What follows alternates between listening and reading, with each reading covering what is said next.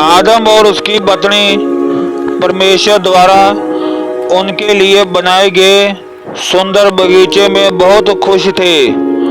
उन दोनों में से किसी ने कपड़े नहीं पहने थे, लेकिन दुनिया में कोई पाप नहीं था, इसलिए उन्हें कोई शर्म महसूस नहीं हुआ था।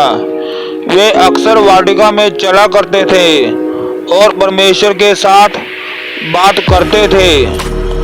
लेकिन वाटिका में एक चालाक सांप था। उसने औरत से पूछा, क्या परमेश्वर ने वास्तव में यह कहा है कि वाटिका के किसी भी पेड़ से फल ना खाना?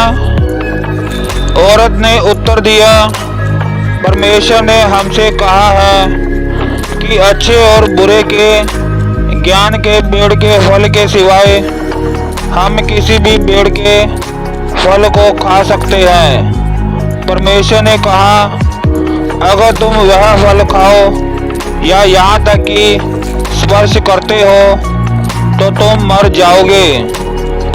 सांप ने औरत को जवाब दिया, यह सच नहीं है, तुम नहीं मरोगे।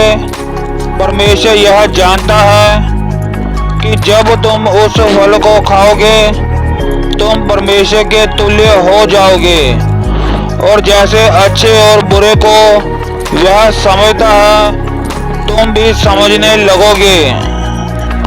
औरत ने देखा कि फल सुंदर है और देखने में स्वादिष्ट है। वह बुद्धिमान भी बनना चाहती थी, इसलिए उसने कुछ फल लिए और उसे खा लिया। फिर उसने कुछ अपने पति को भी दिया जो उसके साथ था, और उसने भी उसे खा लिया। अचानक उनकी आंखें खुल गई और उनको मालूम हुआ कि वे नंगे हैं, और उन्होंने अपने शरीर को ढकने के लिए पत्तियों को जोड़ जोड़कर उन्होंने कपड़े बनाने की कोशिश की। फिर आदमी और उसकी पत्नी ने वाटिका से परमेश्वर की चलने की आवाज सुनी। वे दोनों परमेश्वर से छिप गए। तब परमेश्वर ने आदमी को पुकारा, तुम कहाँ हो? आदम ने उत्तर दिया, मैंने तुम्हें बगीचे में से चलते सुना और मैं डर गया था, क्योंकि मैं नंगा था, इसलिए मैं छिप गया। तब परमेश्वर ने पूछा, किसने तुझे बताया कि तू नंगा है? जिस पेड़ का फल खाने को मैंने तुझे मना किया था, क्या तूने उसका फल खाया है? आदमी ने उत्तर दिया, तुमने मुझे यह औरत दी और उसने मुझे वह फल दिया। तब परमेश्वर ने औरत से पूछा, तूने ये क्या किया है? औरत ने कहा, सांप ने मुझे धोखा दिया।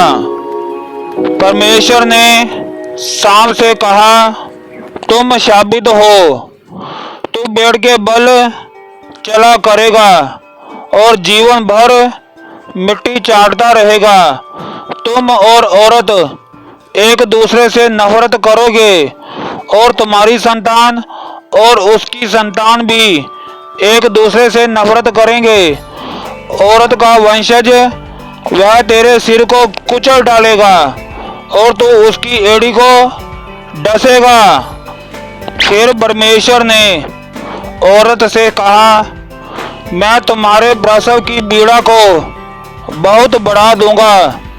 तेरी लालसा तेरे पति की ओर होगी और वह तुझ पर प्रभुता करेगा। परमेश्वर ने आदमी से कहा, तुमने अपनी पत्नी की बात सुनी और मेरी आज्ञा ना मानी।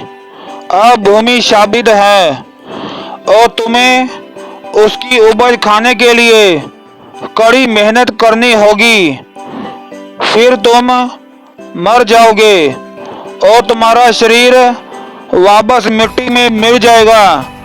मनुष्य ने अपनी पत्नी का नाम हवा रखा, जिसका मतलब होता है जगत जननी, क्योंकि वह समस्त मानव जाति की मां कहलाएगी।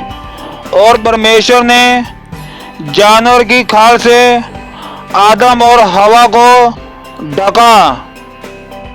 तब परमेश्वर ने कहा, मनुष्य अच्छाई और बुराई जानने के कारण हम जैसे हो गए हैं कि अब उन्हें कभी भी जीवन के वृक्ष से खाने की अनुमति नहीं दी जाएगी।